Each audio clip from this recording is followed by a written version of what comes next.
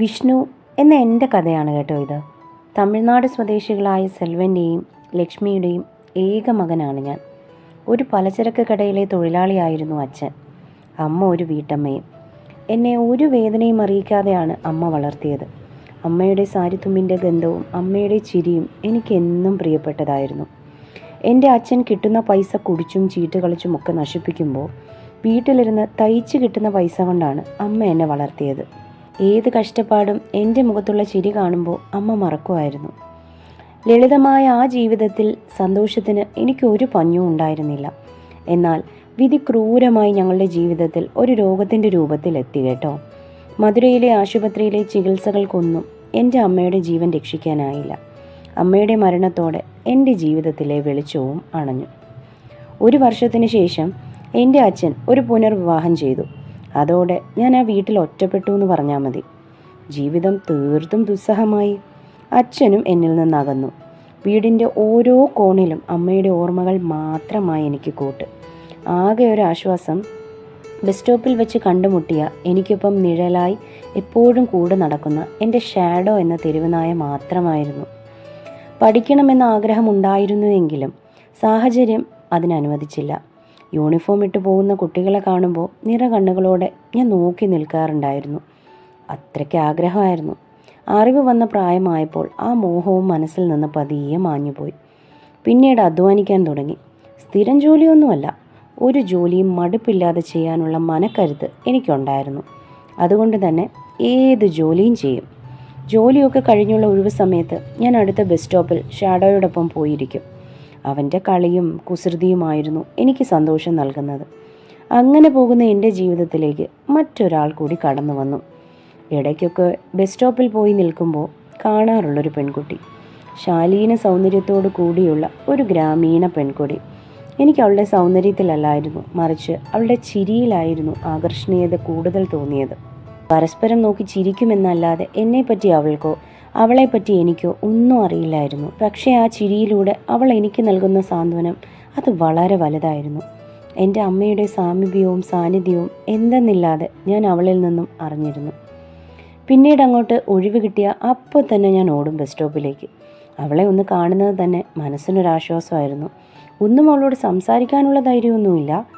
എങ്കിലും പരസ്പരം രണ്ടുപേരും മുഖാമുഖം നോക്കി ചിരിക്കും, അത്ര തന്നെ. എന്നാൽ വിധി വീണ്ടും എൻ്റെ ജീവിതത്തിലേക്ക് ഒരു പരീക്ഷണം കൂടി തന്നു കേട്ടോ. രണ്ടാനമ്മയുടെ മകൻ കാണിച്ച ഒരു തെറ്റിന് എല്ലാവരും കൂടി എന്നെ കള്ളനാക്കി. കാല് പിടിച്ചു പറഞ്ഞിട്ടും എന്നെ ആരും വിശ്വസിച്ചില്ല. ഉണ്ടായിരുന്ന ജോലിയും അതോടെ നഷ്ടപ്പെട്ടു. ചെയ്യാത്ത തെറ്റിന് പഴികേൽക്കേണ്ടി വരുന്ന അവസ്ഥ, അതാണ് ഏറ്റവും വേദനാജനകം, അല്ലേ?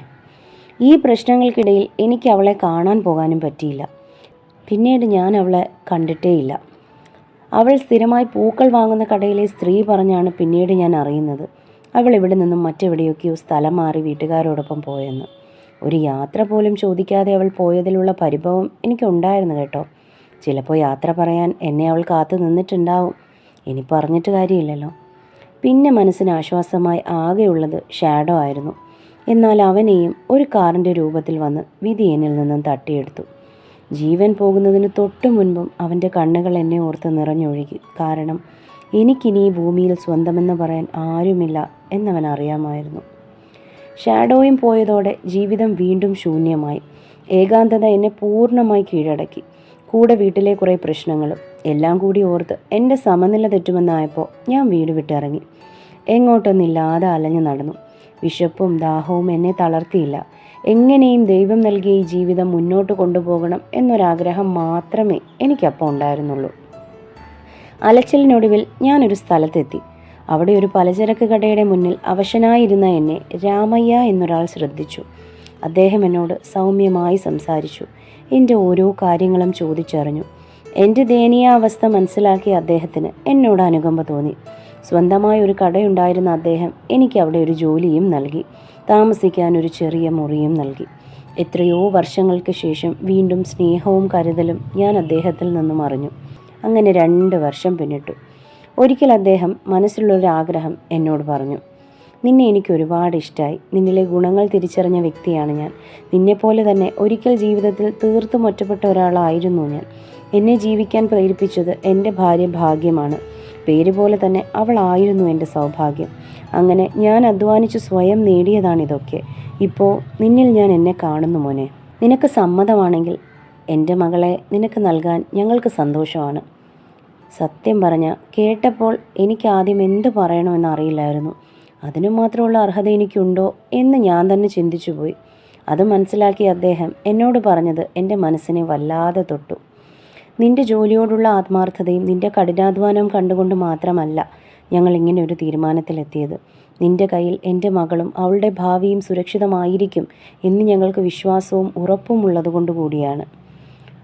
ശരിക്കും പറഞ്ഞാൽ മറുത്തൊന്നും പറയാൻ എനിക്ക് തോന്നിയില്ല. പറയാനായിട്ട് ഒന്നും മനസ്സിലില്ലായിരുന്നു. ശേഷം വൈകിട്ട് പുറത്തേക്ക് പോകാൻ ഇറങ്ങിയപ്പോൾ അദ്ദേഹം എന്നോട് ചിരിയോടെ പറഞ്ഞു, എൻ്റെ മോളെ ഇതുവരെ നീ കണ്ടിട്ടില്ലല്ലോ. അവൾ കുറച്ച് കുട്ടികൾക്ക് ട്യൂഷൻ എടുത്തു കൊടുക്കാനായി ഇവിടെ വരാറുണ്ട്. അപ്പോഴൊക്കെ നിന്നെ കണ്ടിട്ടുണ്ട്, പക്ഷെ നീ അവളെ ശ്രദ്ധിച്ചിട്ടില്ല. തൊട്ടടുത്ത ബസ് സ്റ്റോപ്പിലേക്ക് ചൂണ്ടിക്കൊണ്ട്, അവളെ കാണാൻ നിനക്ക് ആഗ്രഹമുണ്ടെങ്കിൽ പോയി കണ്ടോളൂ. ഒരു ചമ്മലോടെയാണ് ഞാൻ അവിടേക്ക് ചെന്നത്.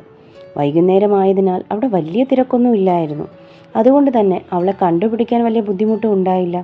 നല്ല ഇടതൂർന്ന മുടി അഴിച്ചിട്ട് അതിൽ നിറയെ മുല്ലപ്പും ചൂടിക്കൊണ്ട് അവൾ തിരിഞ്ഞു നിൽക്കുന്നു. എങ്ങനെ വിളിക്കുമെന്നറിയാതെ ഞാൻ ചെറുതായി ഒന്ന് ചുമച്ചു. അപ്പോഴേക്കും അവൾ തിരിഞ്ഞു നോക്കി, ഒരു നിറച്ചിരിയോടെ. ആ നിമിഷം എൻ്റെ കണ്ണുകളെ വിശ്വസിക്കാനാകാതെ ഞാൻ നിന്നുപോയി. ഞാൻ അന്ന് ബസ് സ്റ്റോപ്പിൽ ഈ ചിരി കാണാൻ മാത്രമല്ലേ ദൈവമേ പോയിരുന്നത്. പേര് പോലും അറിയാതെ ഞാൻ ഇഷ്ടപ്പെട്ട് മനസ്സിൽ കൊണ്ടു നടന്ന അതേ പെൺകുട്ടിയെ തന്നെ ഇന്ന് എനിക്ക് വിവാഹം ആലോചിച്ചിരിക്കുന്നു. ഒരു യാത്ര പോലും പറയാതെ പോയപ്പോൾ ഇനിയൊരു കൂടിക്കാഴ്ച, അതും ഇതുപോലെ ഉണ്ടാകുമെന്ന് ഞാൻ സ്വപ്നം പോലും കണ്ടില്ല. പരസ്പരം ഇതുവരെ സംസാരിച്ചിട്ടില്ല ഞങ്ങൾ, അന്നും ഇന്നും. മനസ്സിന് ധൈര്യം കൊടുത്തുകൊണ്ട് ഞാൻ അവളോട് ആദ്യമായി സംസാരിച്ചു. ശരിക്കും എന്നെ ഇഷ്ടമായിട്ടാണോ കല്യാണത്തിന് സമ്മതിച്ചത്? ഒരു നാണത്തോട് ചിരിച്ചുകൊണ്ടവൾ അതേ എന്ന രീതിയിൽ തലകുലുക്കി. പിന്നീട് ഞങ്ങൾ ഓരോ കാര്യങ്ങൾ സംസാരിച്ച് ചിരിച്ച് അങ്ങനെ നഷ്ടപ്പെട്ടു പോയ സന്തോഷങ്ങളുടെ കാറ്റ് എൻ്റെ ജീവിതത്തിലും വീശി. അങ്ങനെ ജീവിതത്തിൽ പുതിയൊരു അധ്യായം ഈ ബസ് സ്റ്റോപ്പിൽ നിന്നും തുടക്കമിട്ടു. പോകാനുള്ള ബസ് വന്നപ്പോൾ യാത്ര പറഞ്ഞ് അവൾ അതിലേക്ക് കയറാൻ തുടങ്ങിയപ്പോഴാണ് അവളുടെ പേര് ചോദിക്കാൻ മറന്നു എന്ന കാര്യം ഞാൻ ഓർത്തത്. ചോദിച്ചപ്പോൾ ഒരു ചിരിയോടെ അവൾ പറഞ്ഞു, ലക്ഷ്മി. ലക്ഷ്മി, എൻ്റെ അമ്മയുടെ അതേ പേര്. അപ്പോൾ അവളിൽ ഞാൻ അമ്മയുടെ സാന്നിധ്യം അറിഞ്ഞത് വെറുതെയല്ല. ഞാൻ ഒറ്റപ്പെടാതിരിക്കാൻ, എന്നെ സ്നേഹിക്കാൻ എൻ്റെ അമ്മ തന്നെ എനിക്ക് നൽകിയതാകും അവളെ. അങ്ങനെ തന്നെയാകുമെന്ന് വിശ്വസിക്കാനാണ് എനിക്കിഷ്ടം.